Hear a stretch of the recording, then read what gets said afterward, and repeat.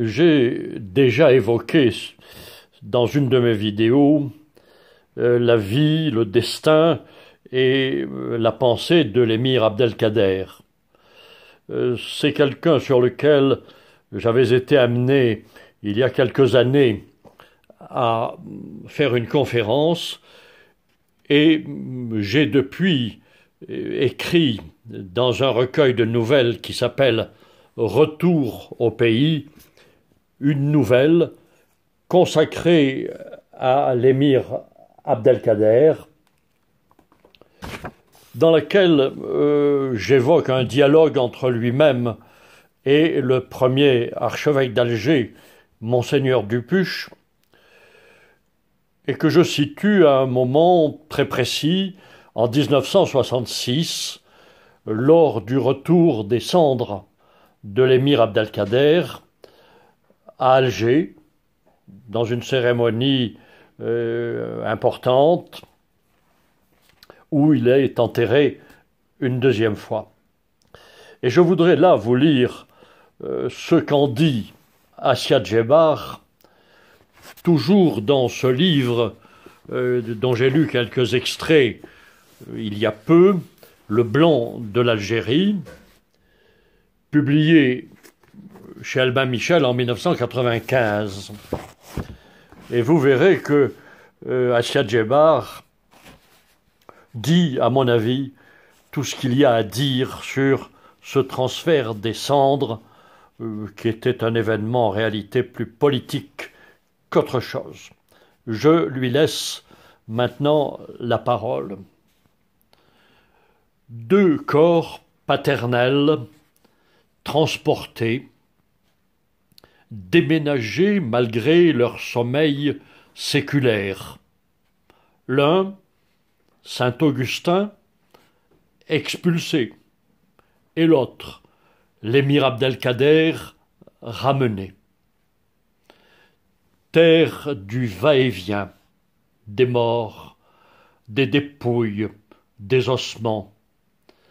Patrie où l'on ne cesse de négocier les cadavres, et, comme aujourd'hui, hélas, moins leurs œuvres, leurs mots, leur lumière préservée, que ce qui reste du corps, un squelette, un ongle, un cheveu, une relique, en somme, qui permettra l'érection des statues, le flux des discours, n'importe quelle cérémonie.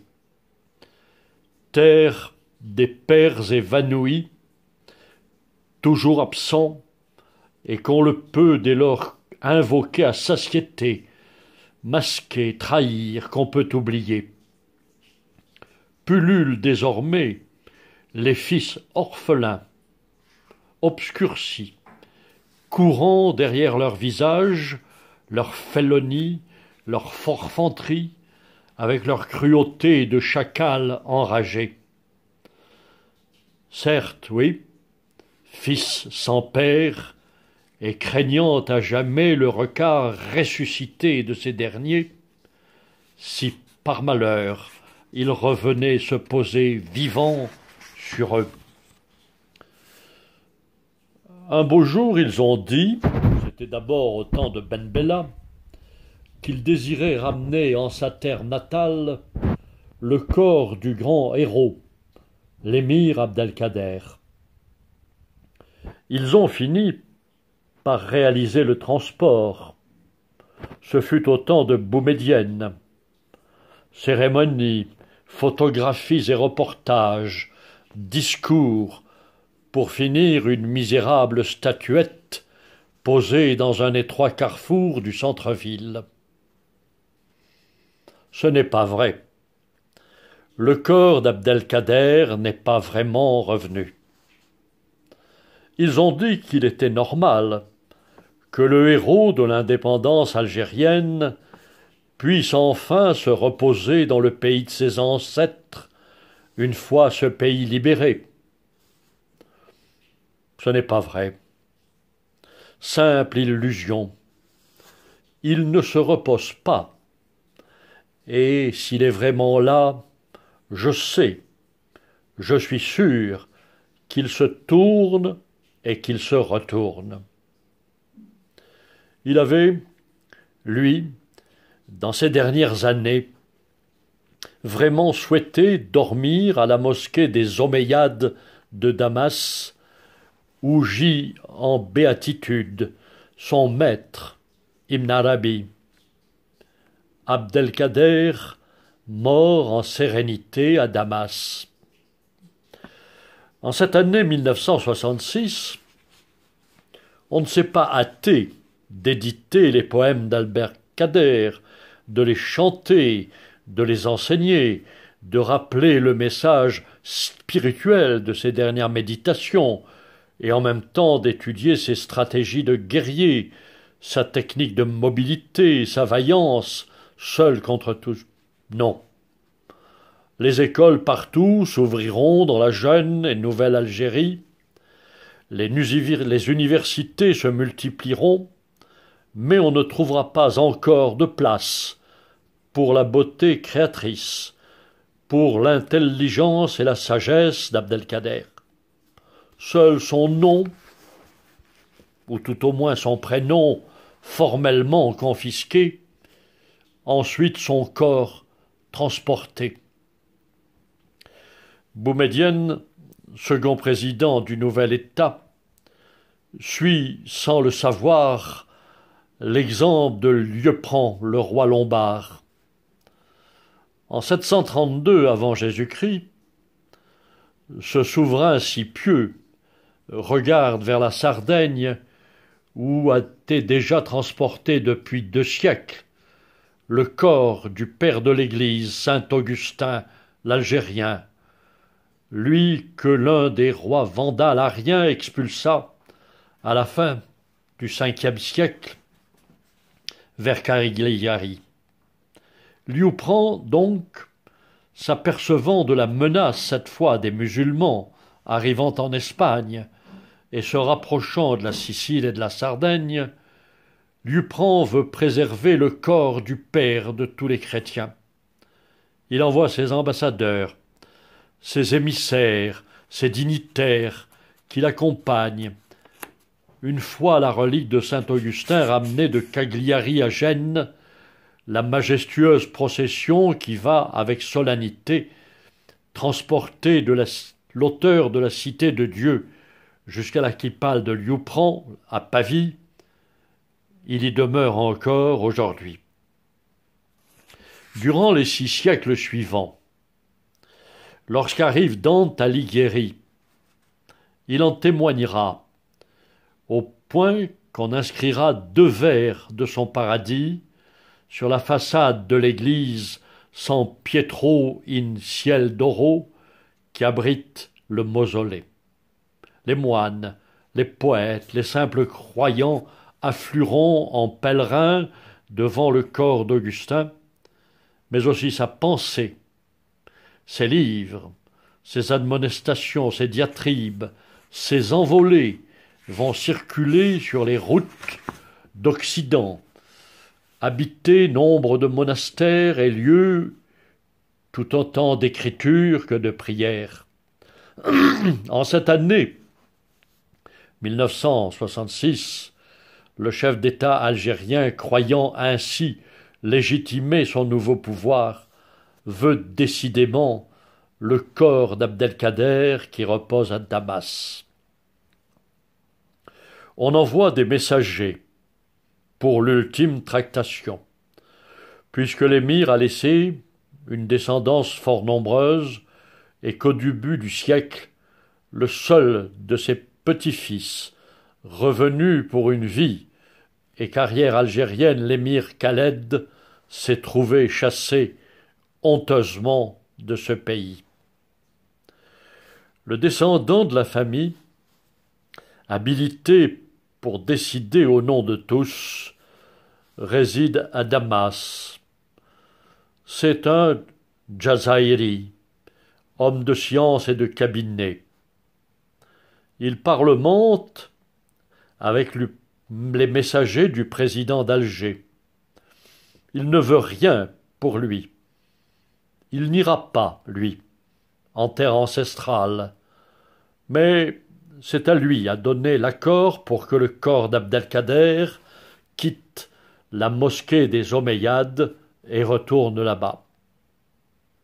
Là-bas, on lui décrit le peuple qui attend, les festivités programmées, la statue commandée en Italie, le cérémonial.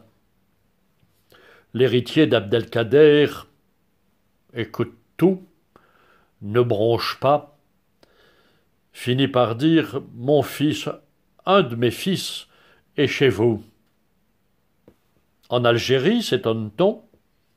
Oui. Mais où? Dans vos prisons.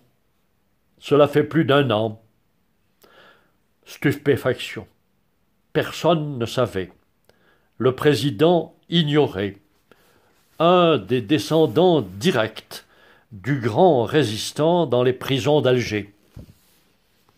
Évidemment, il semble, disent-ils, qu'il n'y avait que des communistes ou d'autres du même acabit, arrêtés, empêchés de nuire. Justement, mon fils l'est. Pour ses idées, ce ne sont pas les miennes, mais c'est mon fils. Il a été incarcéré. Il a été torturé. Méprise, affreuse méprise, dit-on. C'est vrai que l'héritier ne s'est pas fait connaître comme tel, simplement comme militant d'une autre cause. Mon fils, libérez mon fils, et vous pourrez transporter chez vous mon aïeul. Il semble avoir donné son accord en ces termes. Vous pouvez transporter chez vous.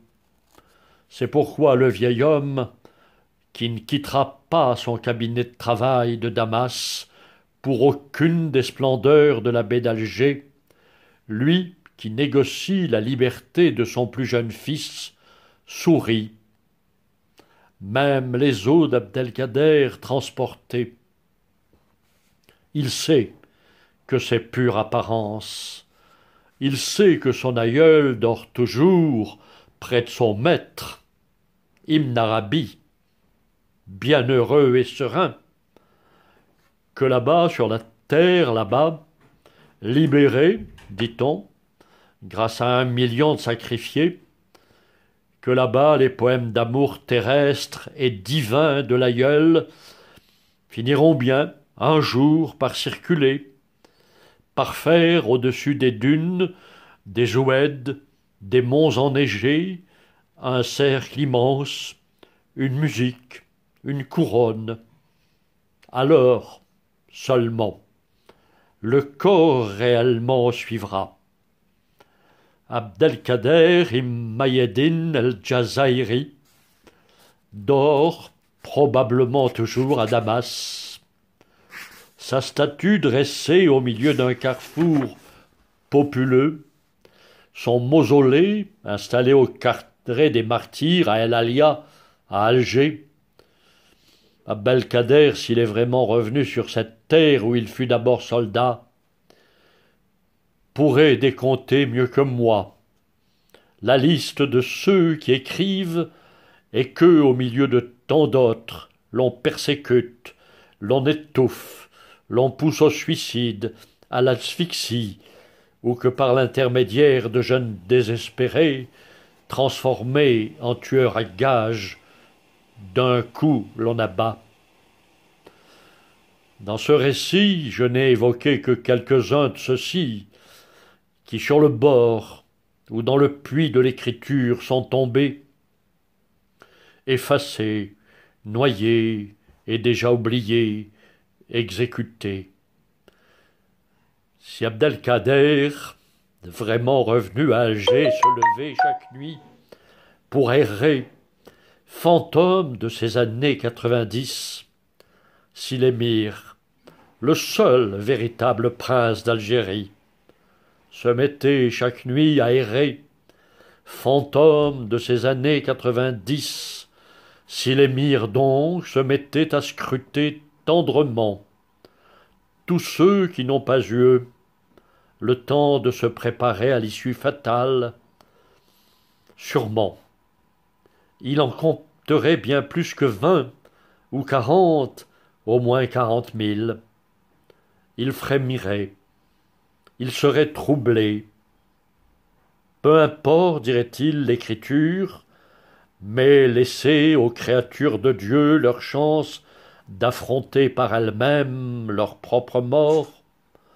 Laissez-les donner dans le blanc, viser elles-mêmes pour leur salut ou leur perte dans le blanc de l'Algérie. Merci.